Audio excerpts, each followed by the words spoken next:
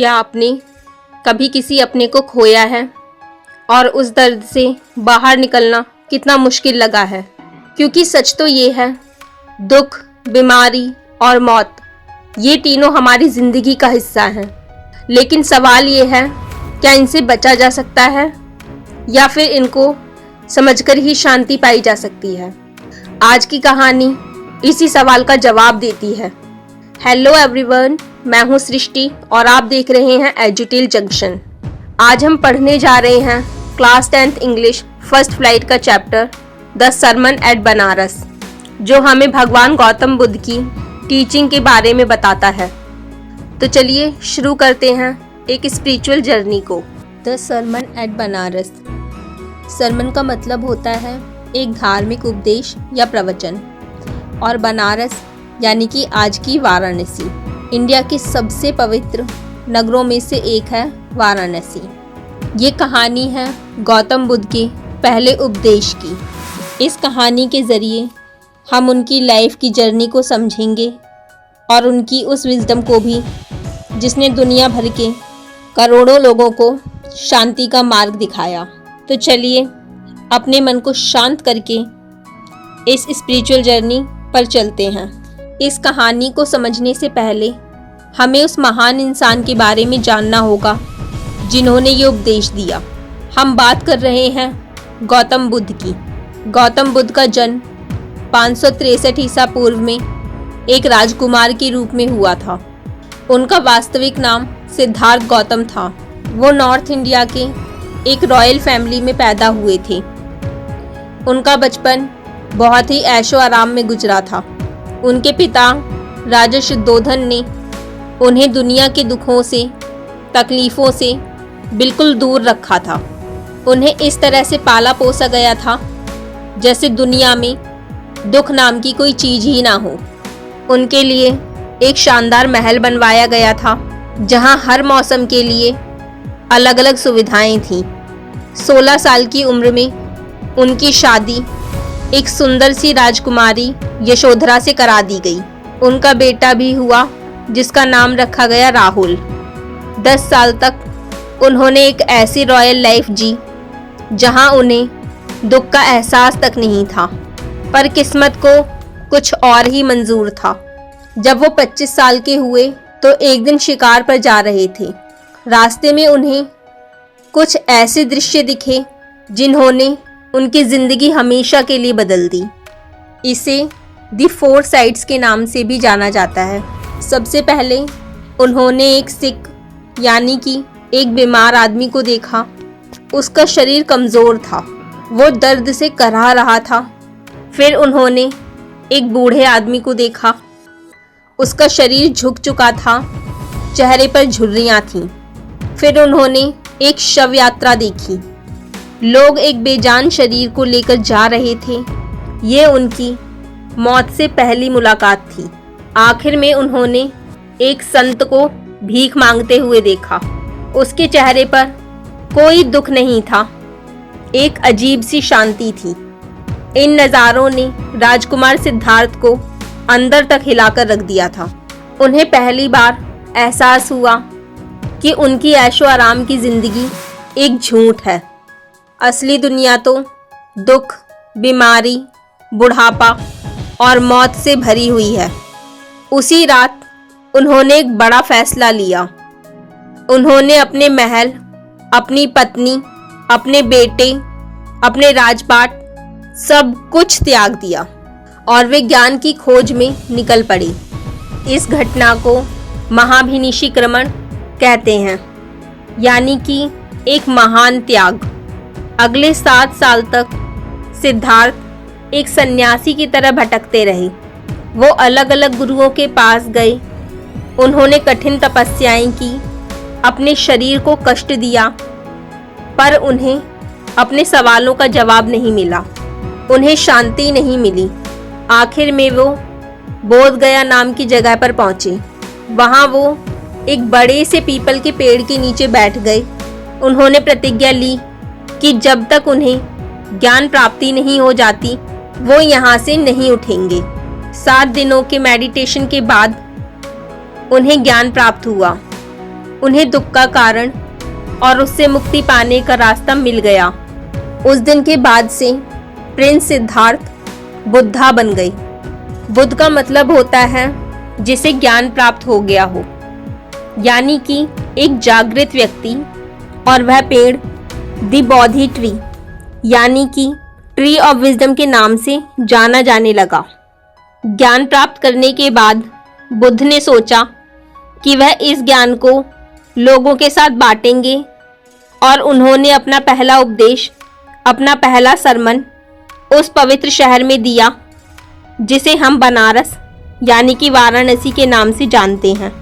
ये शहर गंगा नदी के तट पर बसा हुआ है और हिंदू धर्म में इसकी बहुत मान्यताएं हैं।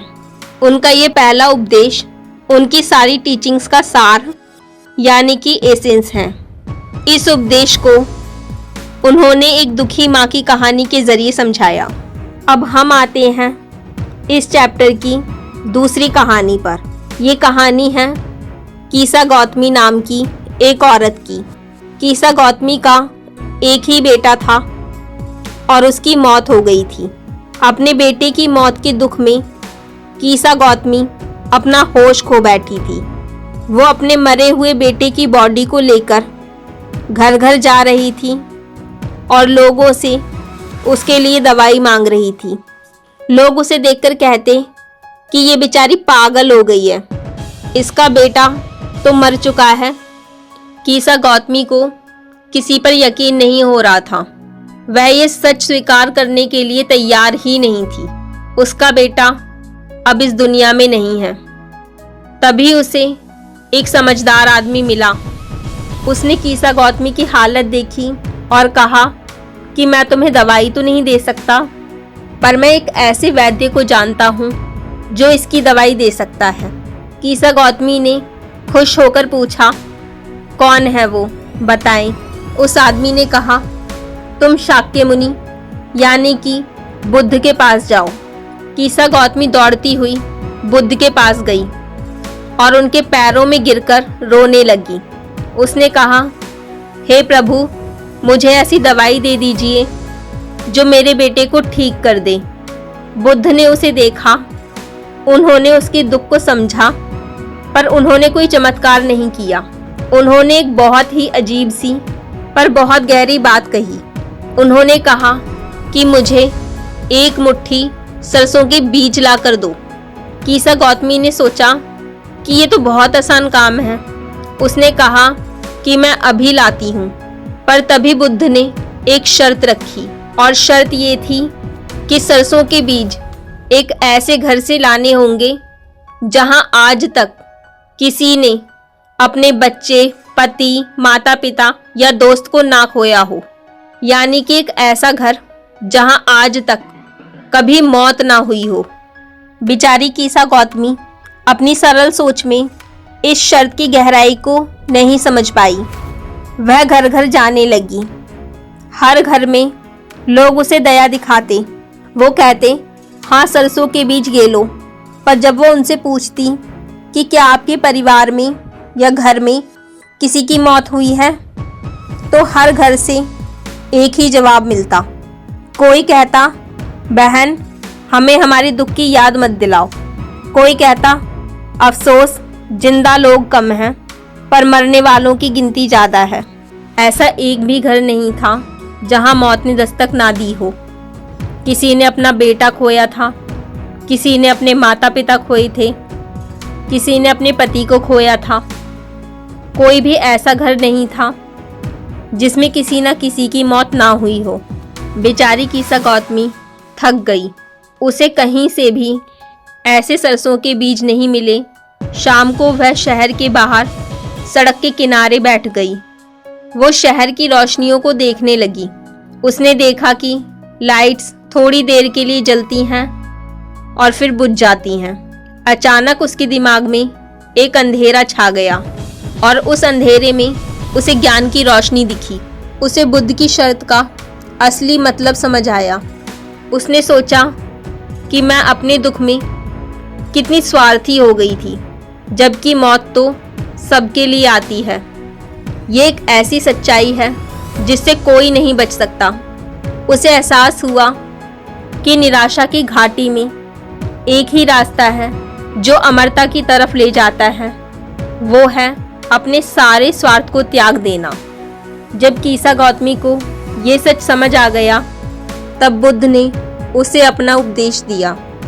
उन्होंने समझाया कि इस दुनिया में नश्वर जीवों का जीवन परेशानियों से भरा हुआ है, छोटा है और दर्द से जुड़ा हुआ है। जैसे पके हुए फलों को गिरने का खतरा होता है, वैसे ही इंसान को पैदा होते ही मरने का खतरा होता है। जैसे कि कुम्हार के बनाए हुए मिट्टी के बर्तन आखिर में टूट ही जाते हैं, वैसे ही इंसान का जीवन है। बुद्ध ने आगे कहा कि रोने से या दुख मनाने से किसी को मन की शांति नहीं मिलती, उल्टा उसका दर्द और बढ़ता है और उसका शरीर भी दुखी होता है। तो अब शांति का रास्ता क्या है? तो इसके लिए बुद्ध ने कहा है, जिसे शांति चाहिए उसे अपने अंदर के शोक, शिकायत और दुख के तीरों को निकालकर फेंकना होगा। जिसने इस दुख के तीर को निकाल दिया वो शांति पाएगा। तो बच्चों, ये था महात्मा बुद्ध का पहला उपदेश। एक ऐसी सच्चाई जो सुनने में कठोर लगती है, पर जिसे समझने के बाद ही असली शांति मिलती है। ये चैप्टर हमें सिखाता है कि मौत जिंदगी का एक अनिवार्य हिस्सा है। रोने से, दुखी होने से हम उस सच को बदल नहीं सकते। असली शांति स्वीकार करने में है, ना कि उससे भागने में। अगर आज की इस कहानी ने आपको कुछ सोचने पर मजबूर किया है, तो याद रखिए, जिंदगी में हर दर्द हमें कुछ सिखाने आता है। अगर वीडियो पसंद आया हो तो लाइक ज़रूर कीजिए और एजुटेल जंक्शन को सब्सक्राइब करना मत भूलिए। मैं हूँ सृष्टि, मिलते हैं अगली वीडियो में। Take care and keep learning.